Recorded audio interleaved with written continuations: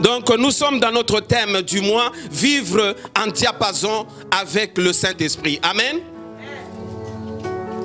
Mais je vais d'abord parler de l'ascension.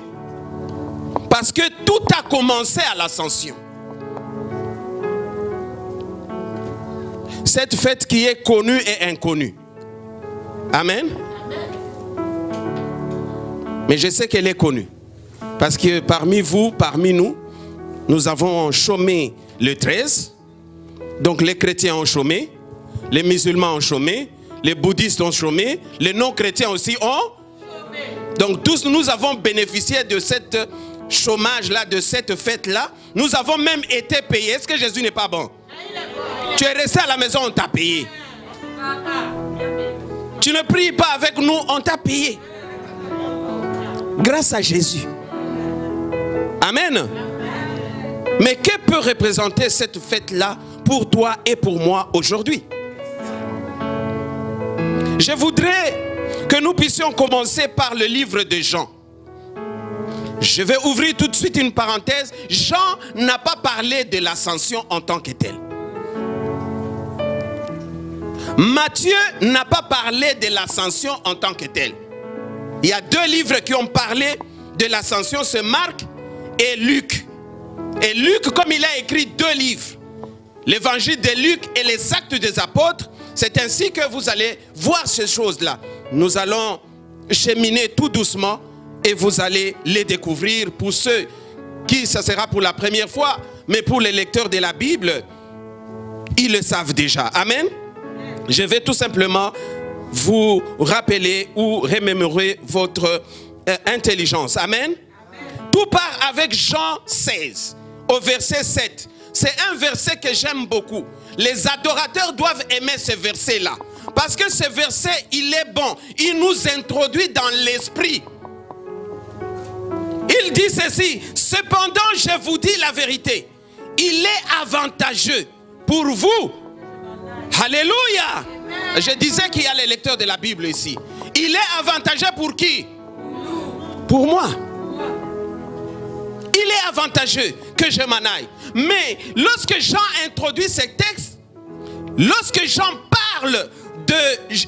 Jésus parle de lui-même à travers l'apôtre Jean, il est en train d'introduire ici sa mort, sa passion, sa mort. Alléluia. Mais ceux qui ont une vue de loin, ils avaient compris que non seulement il y a la mort, non seulement il y a la passion sur la croix, il y aura aussi la résurrection et il y aura aussi l'ascension. Alléluia. Est-ce que quelqu'un peut m'aider à lire dans le livre toujours de Jean, au chapitre 16, cette fois-ci c'est le verset 28. Alléluia. Je suis sorti du Père et je suis venu dans le monde. Amen. Maintenant je quitte le monde et je m'en vais au Père. Au fait, Christ est venu. Permettez-moi l'expression. Il est venu en tourisme pendant 33 ans. Et puis il est retourné de là où il était venu. Quelqu'un est avec moi? Parce qu'à la base, Christ, Dieu le Père et le Saint-Esprit font. Voilà où l'histoire a commencé. L'histoire a commencé à l'unité. L'histoire a commencé à la Trinité. Parce que les trois font un. À un certain moment, le Père dit: moi je reste ici. Régnez sur mon trône. Toi, je t'envoie. Va dans le monde. Que les gens puissent te voir. Et à travers toi, ils vont aussi te voir. Pendant 33 ans, les gens ont vu. Les gens ont entendu. Les gens ont été secoués. Les gens ont vécu. Alléluia. Pendant 33 ans. Et après, le moment est arrivé où il devait retourner. Il devait reprendre sa nature initiale qui est l'esprit. Alléluia. Ah, la Bible me dit que en réalité dans l'homme c'est l'esprit. Et lorsque nous lisons la Bible dans le commencement, la Bible me dit au commencement, il y avait quoi?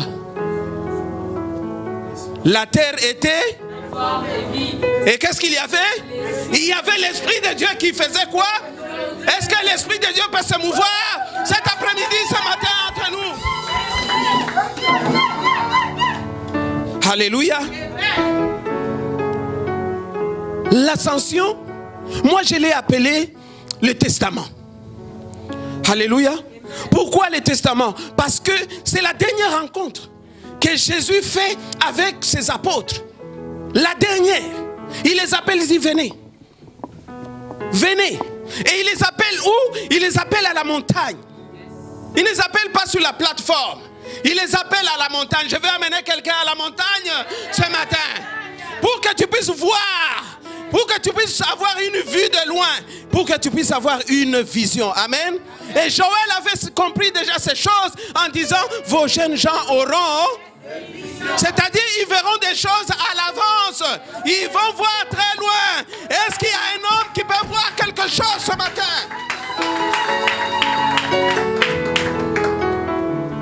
Amen. Jésus se rencontre avec les apôtres. Il va leur parler.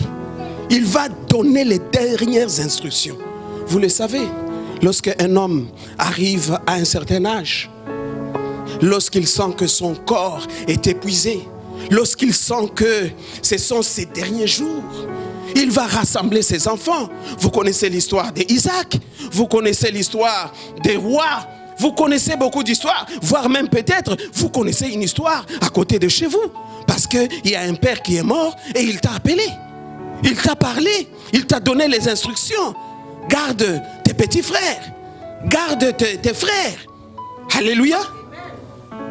Et ce jour-là, le Seigneur aussi va réunir les apôtres pour leur dire, il est avantageux pour vous que je m'en aille.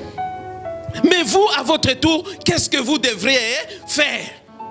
Alléluia. C'est là où commence le problème. Mais je vais revenir. Je vais revenir à cela.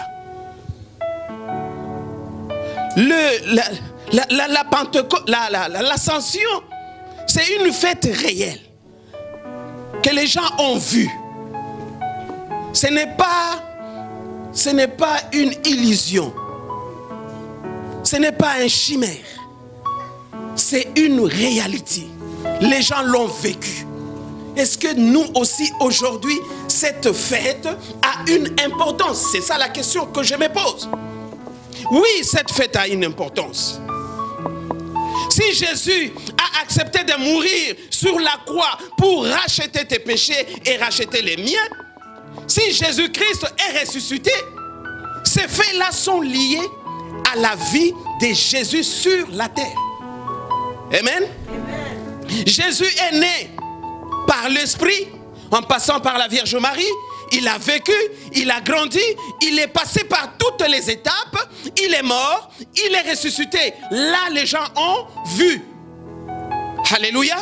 Mais lorsqu'il est monté au ciel, il est retourné à son état initial.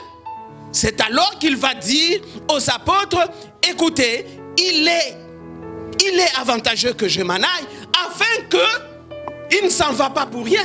Parce qu'il a accompli une bonne partie de sa mission, mais il ne veut pas te laisser, moi et toi, orphelins. Il dit, je vous enverrai le Saint-Esprit. Il nous enverra le Saint-Esprit. Et ces choses, David, qui n'a pas connu Jésus, qui n'a pas vécu le temps de Jésus, David avait déjà prédit, il avait déjà parlé de cela. Est-ce qu'on peut me trouver le psaume 110, le premier verset? Vous allez voir que David était un homme inspiré. Il était un homme révélé. Il a parlé de ces choses. Qu'est-ce qu'il nous dit? Parole de l'Éternel à mon Seigneur. Parole de l'Éternel à mon Seigneur. L'Éternel, c'est notre Dieu et le Seigneur, c'est Jésus-Christ. Amen.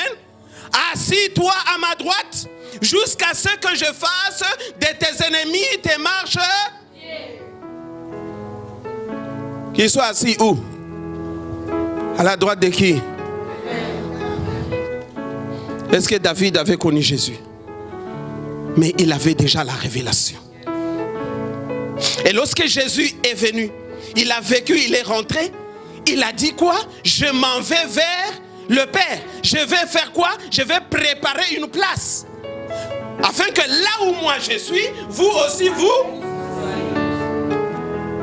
Donc il fallait. Sinon, si cela ne pouvait pas arriver, en tout cas je peux vous confirmer aujourd'hui que si cela ne serait pas arrivé, notre espérance, notre espoir de pouvoir un jour le rencontrer. À un certain moment, je me pose la question, si notre vie en tant que chrétien aurait un sens, parce que nous ne sommes pas de ceux, nous sommes en train d'aspirer, nous sommes en train de rechercher le royaume des cieux et sa justice. Nous sommes aussi de passage dans ce monde. Si Jésus ne serait pas rentré, nous aussi, à un certain moment, on se dirait, bon, tout s'arrête ici.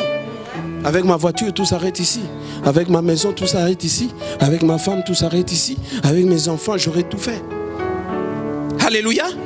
Donc Jésus nous rappelle à travers cette fête-là que nous sommes pas de ce monde, nous sommes en transition, nous allons retourner auprès du Père et nous serons assis. Voilà la promesse qu'il te donne ce matin. Il te rappelle que tu seras assis avec lui. Amen. Et c'est vrai, c'est la vérité. Si tu ne crois pas à ça, il y a un souci. Si tu ne crois pas à ça, tu es en train de chauffer les bancs.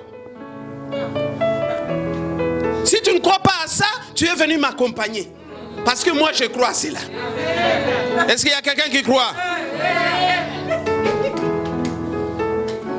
Alléluia. L'ascension de Jésus, c'est aussi une preuve. Une preuve de quoi? Une preuve de la fidélité de la parole de Dieu. Quelle est la fidélité de la parole de Dieu? Il a fait une promesse. Et cette promesse s'est réalisée. Amen. La promesse s'est réalisée dans le temps. Et cette promesse continue encore de se réaliser aujourd'hui. Amen.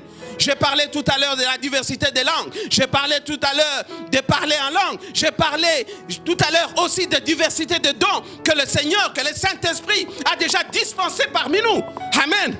C'est une grâce ce matin d'entendre Maman Auriel. C'est une grâce ce matin de voir tous ces jeunes gens qui sont en train de prier, de chanter. C'est une grâce. Et si toi tu ne bénéficies pas de cette grâce, donc tu es en train de passer à côté de ton ascension. Amen.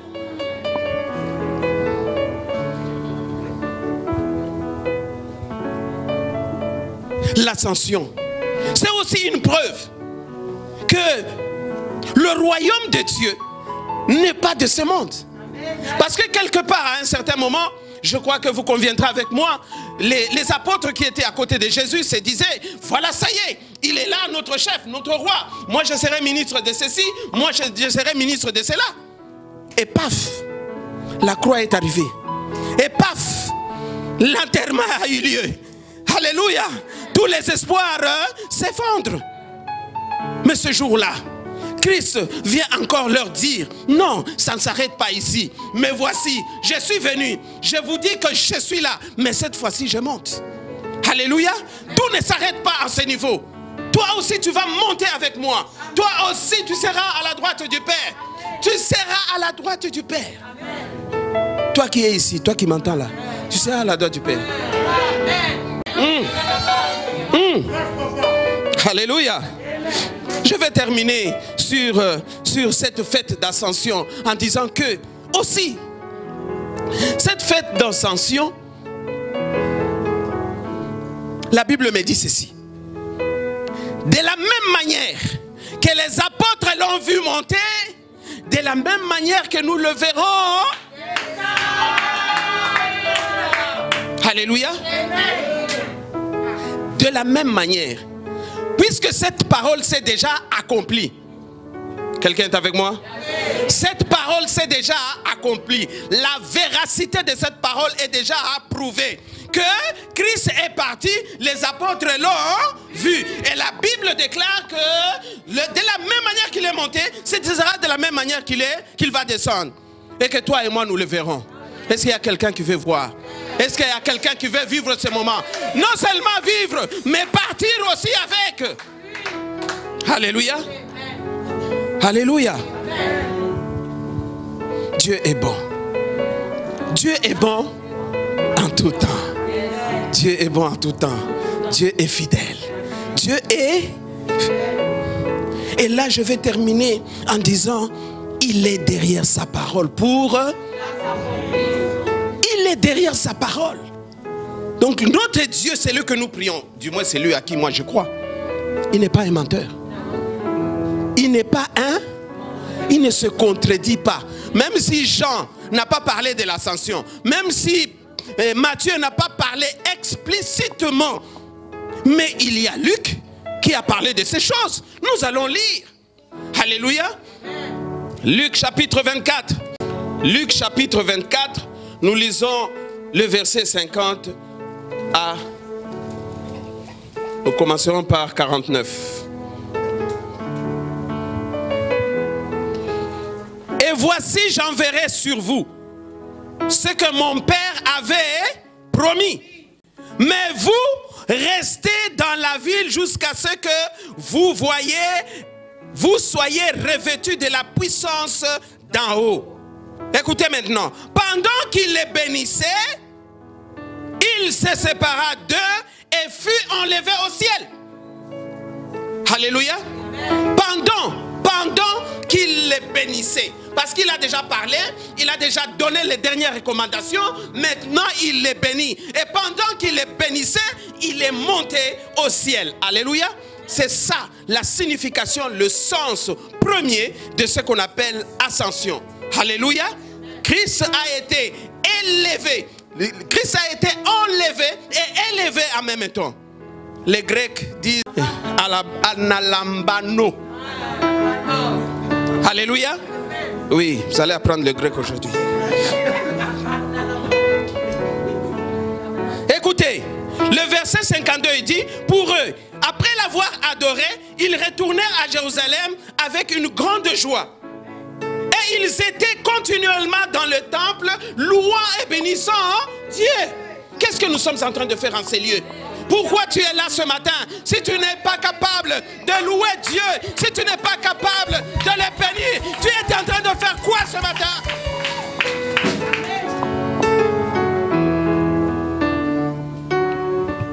Amen. Vivre en harmonie avec le Saint-Esprit. La promesse a été faite, la promesse s'est réalisée. Aujourd'hui, nous sommes en train de vivre la manifestation du Saint-Esprit dans notre vie de tous les jours. Amen. Est-ce que lorsqu'on avait parlé de ces choses, ma fille Rachel était là? Est-ce que lorsqu'on a parlé de ces choses, toi tu étais là? Mais tu as fait une seule chose. Tu as reçu cette parole et tu as cru à cette parole. Si tu continues de croire, tu verras la manifestation de Dieu s'accomplir dans ta vie. Il n'est pas encore tard. Il ne faut pas être jaloux. Frère, sœur, ne sois pas jaloux de la sœur qui parle la langue. Je vois parfois les gens qui regardent avec un œil comme ça, disent, cette sœur-là, elle commence à exagérer. Hein? Amen. Oui. N'est-ce pas, hein? Tu as dit ça un jour dans ton cœur, non? Moi aussi j'avais dit un jour. Je me reconnais. Et je regarde et je dis, c'est là quand même. Oh. Seulement on commence à je dis, mais c'est quoi même là? Je vérifie dans la Bible. Je recherche Rikaboché. Je ne trouve pas. Je dis non. C'est quelle Bible moi je suis en train de lire là? Amen. Ne soyez pas jaloux. C'est la manifestation du Saint-Esprit. C'est la manifestation du Saint-Esprit. Et en ce moment-là, bien-aimé dans le Seigneur, cette personne qui parle en langue, il ne parle pas à toi. Ne sois pas jaloux parce qu'il ne s'adresse pas à toi. Ce message est adressé à... Pourquoi tu vas vérifier si les mots qu'il est en train de prononcer sont vrais? Parce que ces mots ne te sont pas adressés. Et de quoi tu te mêles? Et je me mêle de quoi même? Oh, ce sont des choses d'en haut. Mais vous aussi qui parlez en langue, ce n'est pas un sujet d'orgueil. Parce que le Saint-Esprit est descendu sur toi. Il a donné les dons. C'est pour que tu les mettes au service de l'Église, au service de la famille. Le parler en langue, c'est personnel. Tu t'édifies toi. Tu évolues. Tu es monté d'un cran. Alléluia. Mais Paul nous dit, aspirez. Aspirez à la prophétie. Parce que là, vous allez fortifier les gens. Vous allez édifier d'autres personnes. Tout cela, bien-aimé dans le Seigneur, pour la gloire. Pour la gloire. Pas pour ta gloire. Pour la gloire de l'Éternel. C'est pourquoi ça m'étonne quand même. Hein? Tu veux vivre, tu parles en langue. Tu es en train de prophétiser. Tu es en train de donner des paroles, des connaissances. Mais ta vie n'est pas en harmonie. Alléluia. Ta vie n'est pas en harmonie avec le Saint-Esprit que tu es en train de... Est-ce que je peux reprendre ça? Est-ce que tu es au diapason avec le Saint-Esprit? Alléluia. Je vais te choquer.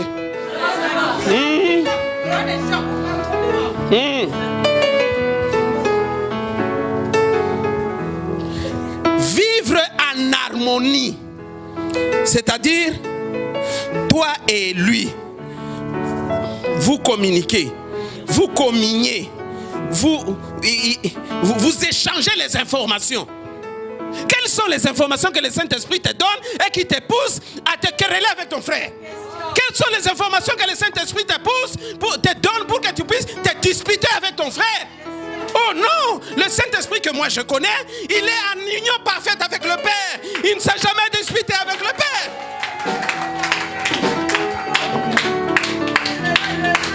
Non, ce n'est pas vrai.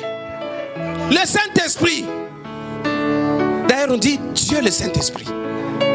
Parce qu'il est en unité, il est en communion avec le Père. Il ne s'est jamais disputé. Il n'a pas dit à Jésus, hey, toi là tu es venu ici, tu as vécu 33 ans. Hein? Hey, c'est quoi ça? Non, parce qu'ils étaient en communion. Ils agissaient ensemble. Ils parlaient ensemble. C'est pourquoi j'aime ce passage. Je crois que c'est dans le livre de Matthieu 18, verset 19. Il dit, lorsque deux personnes sont en accord. Pourquoi tu ne veux pas être en accord avec ton mari? Pourquoi tu ne veux pas être en accord avec ta femme? Pourquoi tu ne veux pas être en accord avec moi? Que tu vois seulement une seule fois par semaine. Tu commences à me bouder. Hey, frère, tu me boudes pourquoi? Toi qui as le Saint-Esprit, toi qui parles en langue, toi qui prophétises, tu es en train de me bouder et tu me vois seulement une fois par semaine. Bien-aimé dans le Seigneur, il y a quoi même? Oh, changeons. Changeons. Dis à ton frère, change. Oh, dis-le encore bien. Vivre en harmonie avec quelqu'un. Tu ne peux pas vivre en harmonie avec quelqu'un que tu ne connais pas. Amen. Quelqu'un est avec moi? Tu ne peux pas vivre en harmonie avec quelqu'un que tu ne connais pas. Tu ne peux pas vivre en harmonie avec quelqu'un que tu n'aimes pas. Tu ne peux pas. Comment expliquez-moi. Comment tu vas vivre en harmonie avec quelqu'un dont tu ignores tout? Mais tu dis, je vis en harmonie. Non. Avant de vivre en harmonie avec la personne, il faut commencer par le connaître. Il faut commencer par fréquenter la personne. Il faut commencer par demander aussi son point de vue. Alléluia. Ah, j'aime bien. Ah, cet homme, l'autre jour, il m'a révélé des choses. Je reviens sur ça. Parce que la répétition est la mère de la science. Amen. Il y a quelqu'un qui m'a suivi. La répétition est la mère de la science. Il y a beaucoup de conducteurs ici, non? Il y a beaucoup de chauffeurs, de conducteurs, hein? Des camions et des bus et des... De temps en temps, vous utilisez ce qu'on appelle GPS, n'est-ce pas? Quand vous entrez dans un quartier que vous ne connaissez pas, vous entrez dans une ville que vous ne connaissez pas, vous activez. Vous lui donnez l'adresse. Et puis il commence à faire quoi? À vous guider. Il dit, prenez la gauche. À 500 mètres, tournez au rond-point, prenez la troisième sortie. Si vous n'obéissez pas à ça, vous allez vous retrouver où? Vous allez vous retrouver à Tombouctou. Vous allez vous retrouver Alléluia. En ce moment-là, vous êtes guidé par le GPS. Vous n'avez pas de questions à vous poser. C'est tout simplement dire à gauche, à gauche. Non, gauche c'est ici. Hein? Quand on dit à droite. Le rond-point, troisième sortie, ce n'est pas deuxième. Il faut bien regarder. Hein? Troisième sortie, première sortie, tu regardes. Deuxième, c'est troisième sortie. Tu vis en harmonie. Tu es au même diapason que le GPS. Une fois que tu décides autrement, hey! Une fois que tu décides autrement, tu vas te retrouver dans les décors. Au milieu de nulle part. Au milieu de nulle part. Alléluia. Oui, c'est ça, bien-aimé dans le Seigneur. Vivre en harmonie avec le Saint-Esprit, c'est que tu dois accepter d'être guidé par celui-ci. Tu cherches du travail, tu appelles le Saint-Esprit. Cher Saint-Esprit, c'est comment même? Moi, j'ai mon bac en chimie. Est-ce que tu ne peux pas me trouver du travail? Il te dit non, en chimie, là, tu n'es pas fort. Tu n'es pas fort en chimie. Même si tu as fait la chimie, mais tu n'es pas fort. Alléluia. Il va te guider. Cher Saint-Esprit, je veux me marier. Il dit oui. Dans l'église, il y a beaucoup de sœurs. Hein? Il faut bien regarder. Celle qui va arriver la dernière. Vous connaissez l'histoire, non? Non, celle qui va entrer dans la salle, la dernière, c'est celle-là. Malheureusement, ce jour-là, c'était une sœur avec handicap. Et ce jour-là, le frère a dit, ah, est-ce que c'est ça ou c'est pas ça? Ce n'est pas l'handicap que la personne a qui va handicaper que vous puissiez faire une bonne relation. Le Seigneur a disposé son cœur pour que son cœur avec ton cœur à toi, quand ça se connecte, tu es dans la... en diapason. Et toi tu vas regarder, non, c'est pas elle. C'est l'autre là. L'autre. Oui, l'autre. Tu viendras ici, hein? Oh, pasteur, ministère d'intercession. Va souffrir le matin à genoux, le midi à genoux, le soir à genoux, il n'y a pas de solution. Pourquoi? Parce que tu as fait une mauvaise rencontre. Tu n'as pas écouté le Saint-Esprit. Tu n'as pas suivi le GPS. Alléluia. Et amen. Alléluia. Oui, ces choses nous arrivent et nous déroutent par après. Ces choses nous arrivent, bien-aimés dans le Seigneur, même si nous le disons en rigolant un peu, mais ce sont des choses vraies qui nous arrivent. Pourquoi? Parce qu'on n'a pas écouté. Je vais donner un autre exemple simple. Alléluia. Oui, pour ceux qui sont habitués à la météo, ce matin, il a plu, n'est-ce pas? Oui, il y a des gens qui ont mis parapluie, impair, paca, ainsi de suite. Bon, ce matin, je parle de ce matin, hein? Toi, tu n'as pas entendu parler de la météo. Tu n'as rien vu, tu sors, tu seras quoi? Tu vas mouiller. Et tu vas arriver ici, on va dire, le frère là. Alléluia. Pourquoi? Parce que tu n'as pas suivi. Quand il y a pluie, il faut imperméable. Quand il y a pluie, il faut parapluie. Et toi, tu ne suis pas ces conseils-là. Bien-aimé dans le Seigneur. Le Saint-Esprit, on ne le consulte pas seulement quand ça ne va pas. Non, même quand ça va. Même quand les choses marchent bien dans ta vie, continue à les consulter. Continue à t'accorder avec lui. Parce que le Saint-Esprit et Jésus et Dieu sont toujours ensemble. Ils ne se quittent jamais. C'est pourquoi nous disons que nous croyons à la Trinité. Parce que ces trois personnes sont unies à jamais. Que tu le veuilles ou pas, ils ne seront jamais désunis. Mais ils sont unis. C'est pourquoi toi et moi, nous devons aussi être unis. L'obéissance.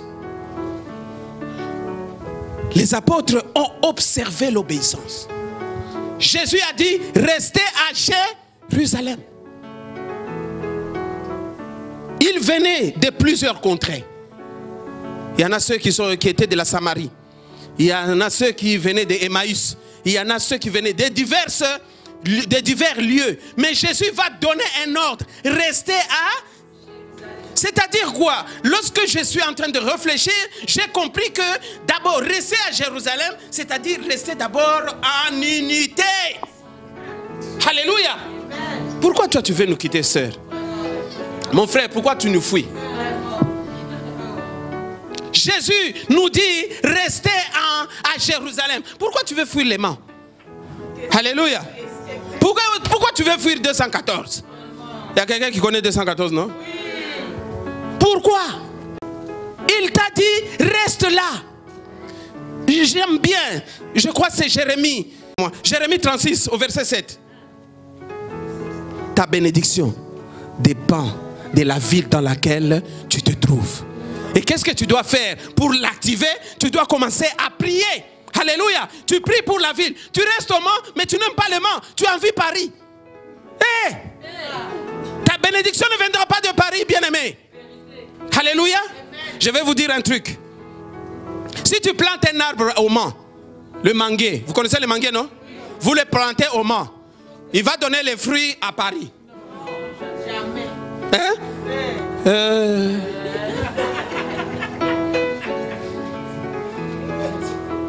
L'obéissance. C'est parce qu'ils ont obéi qu'ils ont reçu. Alléluia. C'est parce qu'ils ont obéi qu'ils ont reçu. Écoutez, je rappelle que les disciples ou les apôtres étaient à côté de Jésus pendant combien d'années? Donc, les apôtres étaient des licenciés. Alléluia. Toi, tu es resté déjà dans cette église pendant combien d'années? Tu n'as pas encore reçu même le BTS, hein? Alléluia. Ils sont restés pendant 3 ans à côté de Jésus. Enseignement direct. Ce n'était pas par Zoom. Oh non, par vidéoconférence. Direct. Jour pour jour, 3 ans. Multipliez 3 par 365. Vous pouvez comprendre. Mais Jésus va leur dire, restez. Il y a encore beaucoup de choses que je ne vous ai pas encore. Mais il y aura quelqu'un qui viendra encore ouvrir. Est-ce que vous êtes avec moi? Donc l'obéissance a produit la puissance. Amen. Lorsque Pierre, le jour de Pentecôte, ayant reçu le Saint-Esprit, il est sorti. C'était un peureux. Alléluia. C'était un peureux. Mais il est sorti ce jour-là. Il a enseigné. Il a dit, Jésus-Christ que vous avez crucifié, c'est celui-là qui est déjà ressuscité. Et il m'a donné la puissance de vous parler. Répentez-vous. Alors qu'il y avait quelques années, Pierre, devant une petite fille comme ça. Eh, frère, toi tu étais avec... Je ne connais pas. Hein? Non, je ne connais pas. Mais attendez, Pierre a dit des choses graves. Il a dit, je n'ai jamais... Alléluia. Je ne te conseille pas de le faire. Hein? Je n'ai jamais. Et pourtant, il était tous les jours. Alléluia. Mon ami Jean, qui dormait ici, ce jour-là.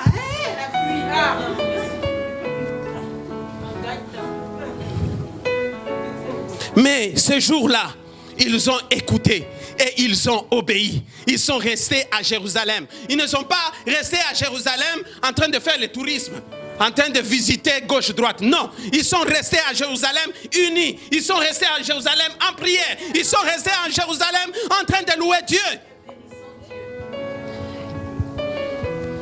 Soyez bénis. Amen. Soyez bénis parce que vous êtes à la foi triomphante. Amen. Soyez bénis parce que vous êtes unis au Père. Parce que vous êtes unis au Fils. Parce que vous êtes unis au Saint-Esprit.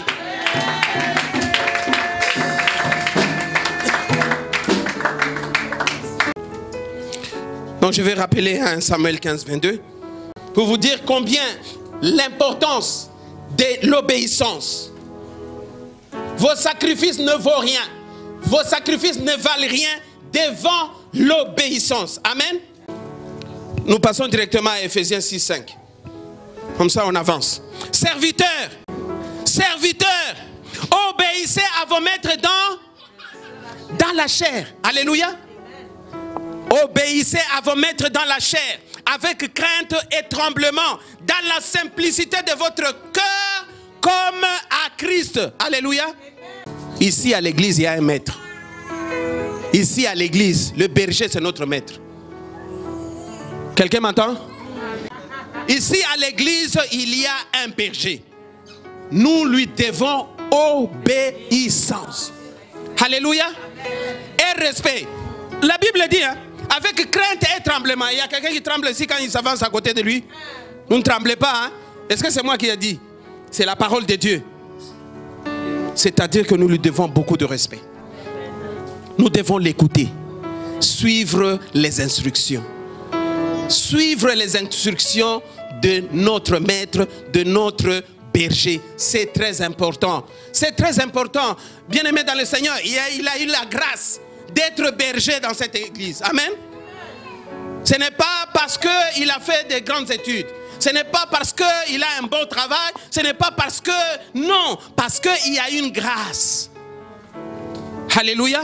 Et si toi et moi, nous voulons aussi bénéficier de cette grâce, nous devons lui être obéissants. Alléluia. Vous savez, je vais y arriver. Et j'espère. Par la grâce de Dieu. Amen. L'obéissance ne commence pas à l'église. L'obéissance ne commence pas à aller. L'obéissance commence à la maison. L'obéissance devant tes parents. L'obéissance à tes frères et à tes sœurs. Aux aînés.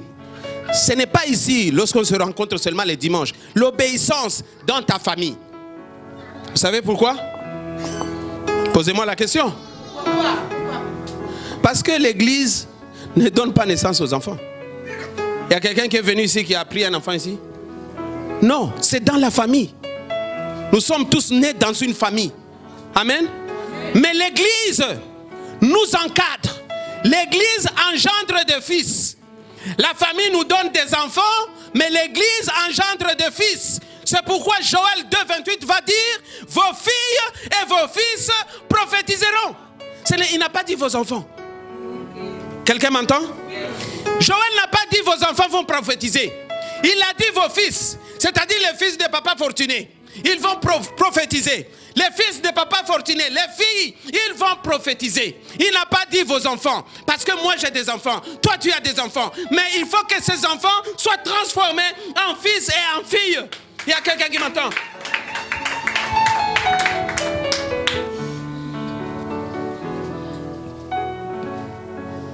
Vivre en diapason avec le Saint-Esprit nécessite vraiment une vie d'obéissance. Si vous n'êtes pas obéissant, vous n'aurez rien. Je viens d'un pays où, d'ailleurs aussi beaucoup de pays africains, où le respect a une place capitale. La mère du voisin, une maman qui passe sur l'avenue, tu lui dois respect au même titre que ta mère. Et d'ailleurs, si elle te trouve dans un faux mouvement, elle fait ça. Alléluia. Elle a le droit. C'est ici où quand tu fais ça, oh, je vais dire à mon maître, oh, je vais appeler la police.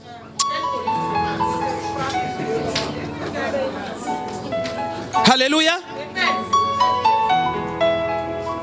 Le respect, c'est très important. Et j'ajouterai en disant, toujours en faisant référence à mon pays, ce sont les enfants qui sont obéissants. Ces enfants-là, ils mangeaient toujours et tout. Ils avaient, disons, un bonus. Lorsqu'on donne à manger à tout le monde, oui, tu sais, moi j'aime bien. Mais après, ici il y a un bonus. Hein? Parce que maman t'a appelé, papa t'a appelé, il t'a envoyé quelque part. Tu es parti, tu as fait la mission, tu es retourné. Tu as un bonus. Tu veux avoir aussi un bonus?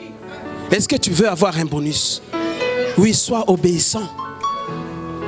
Sois obéissant, bien-aimé dans le Seigneur.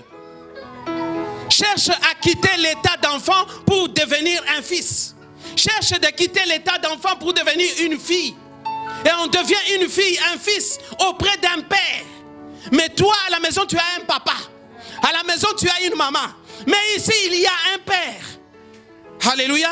Est-ce que quelqu'un m'entend? Est-ce que quelqu'un me comprend? Est-ce que vous êtes au même diapason que moi? Est-ce que vous êtes dans le même diapason que le Saint-Esprit? Yes. Si tu n'es pas discipliné, Si tu n'es pas obéissant, tu n'auras rien dans la vie. Tu n'auras rien dans la vie. Tu peux perdre ton emploi par manque de respect, par manque d'obéissance. Le chef a dit, de 12h à 13h, tu dois couper 14 têtes de poulet. 14! Obéis. Ne discute pas. Oh non, tu sais, le couteau n'était pas... Il n'a pas besoin de savoir. 14. Entre midi et 13h, coupe 14. D'accord? C'est après avoir coupé 14 que tu dis, chef, j'ai l'impression comme si le couteau n'est plus tranchant. En ce moment-là, il va dire, parce que tu as déjà coupé. C'est en ce moment-là qu'il va dire, oh, on t'échange le couteau. Mais tu commences à discuter sans avoir exécuté, on ne change pas le couteau. Et tu vas te retrouver, après 2 semaines, on dit, merci messieurs. Alléluia. La vie du Saint-Esprit, vivre en harmonie avec le Saint-Esprit, c'est une vie qui doit s'entretenir. Alléluia. Il doit avoir un entretien entre toi et le Saint-Esprit. Tu dois cultiver une relation personnelle, profonde avec le Saint-Esprit. Tu ne peux pas vivre la vie du Saint-Esprit en le mettant à l'écart. Pour vivre la vie du Saint-Esprit, il faut t'imprégner. Il faut rentrer en communion avec. Alléluia. C'est pourquoi je voulais dire qu'il y a quelques préalables. Il y a quelques préalables pour vivre en communion avec le Saint-Esprit. Et le premier préalable, c'est la communion avec le Saint-Esprit par le moyen de la prière. Alléluia. Parce que parfois nous restons ici spectaculaires, en regardant seulement, en observant telle maman, telle soeur, tel frère en train de prier. Tu te poses la question, mais d'où vient toute cette matière? Cette matière-là vient par le fait que tous les jours, la personne s'applique à la prière. Alléluia. Il ne faut pas attendre 21h pour commencer à prier. Bien aimé, il ne faut pas attendre 21h. La Bible me dit prier et sans. Et ce thème a été développé ici pendant 1 mois. Deuxième préalable. Nous allons les lire dans le livre de Psaume. Psaume 1. Le verset 2. Qu'est-ce que ce préalable nous dit? Mais qui trouve son plaisir dans la loi de l'Éternel. Le deuxième préalable, nous devons trouver plaisir dans la loi de l'Éternel. Trouver plaisir, c'est-à-dire que quand tu lis la parole de Dieu, tu dois trouver plaisir. C'est-à-dire que ça doit te faire du bien. Alléluia. Tu ne lis pas la parole de Dieu comme une corvée, comme une obligation. Certes, Josué plus tard va dire que ces livres de loi ne s'éloignent pas de votre bouche. Méditez-le jour et nuit. C'est vrai que c'est un ordre. Mais quand un ordre est donné par amour, ce n'est plus un ordre. Alléluia. Cet ordre est donné par amour. Pour que quand tu lis la parole de Dieu, quand tu médites la parole de Dieu, que cette parole de Dieu te fasse d'abord du bien à toi. Alléluia. Que cette parole te fasse du bien d'abord à toi-même. Voilà les 2 recommandations que le Seigneur nous donne par rapport à la vie du Saint-Esprit, par rapport à la communion, par rapport à l'harmonie avec le Saint-Esprit. Je vais ajouter 2 autres. Être conscient que le Saint-Esprit est en soi. La conscience. Beaucoup de gens ne savent pas qu'ils ont le Saint-Esprit. Alléluia. J'ai aimé ma soeur pendant que nous étions en train de préparer le baptême. Il dit, mais est-ce que si on n'est pas baptisé, est-ce qu'on peut avoir le Saint-Esprit? Il faut être conscient que le Saint-Esprit est en toi. À partir du moment où tu as reçu Jésus comme Seigneur et Sauveur, ce jour-là, tu as reçu qui? Jésus. Il est commun avec le Père? Il est commun avec le Saint-Esprit? Donc il est en toi. C'est pourquoi la Bible déclare, ne savez-vous pas que vous êtes le temple du Saint-Esprit? Alléluia. Oui, parce que vous êtes le temple du Saint-Esprit, vous devez changer aussi votre façon de vous voir. Je dis bien de vous voir. Ayez l'œil de Dieu. Ayez l'œil de Jésus. Lorsque vous vous regardez comment? Parce que le Saint-Esprit, parce que le Père te voit comme un temple. Et toi-même, est-ce que tu te vois comme un temple? Alléluia. Regarde-toi, prends conscience que tu es le temple. Lorsque tu te déplaces, je déplace le temple de Dieu. Lorsque je travaille avec le temple de Dieu. Lorsque je mange avec le temple de Dieu. Lorsque je vais à l'école, c'est le temple de Dieu qui va à l'école. Le temple de Dieu ne triche pas. Je vous épargne les détails. Alléluia. Oui, parce que si j'entre là-dedans, on n'aura pas fini. Le Saint-Esprit doit se manifester en toi lorsque tu prends conscience qu'il est réellement en toi. Que tu vis avec, que tu marches avec. 1 Pierre 4. Je lis la parole de Dieu avec respect. Dans 1 Pierre 4, on nous demande de vivre, de mener une vie équilibrée. Alléluia. Une vie à partir du verset 7. Je lis la parole du Seigneur avec respect. La fin de toutes choses est proche. Soyez donc sages et sobres pour vaquer à la prière. Avant tout, ayez les uns pour les autres une ardente charité, car la charité couvre multitude de péchés. Exercez l'hospitalité les uns envers les autres sans murmure, comme de bons dispensateurs de diverses grâces de Dieu. Que chacun de vous mette au service des autres le don qu'il a reçu. Si quelqu'un parle, que ce soit comme annonçant les oracles de Dieu. Si quelqu'un remplit un ministère, qu'il le remplisse selon la force que Dieu communique, afin qu'en toute chose, Dieu soit glorifié par Jésus-Christ, à qui appartient la gloire et la puissance au siècle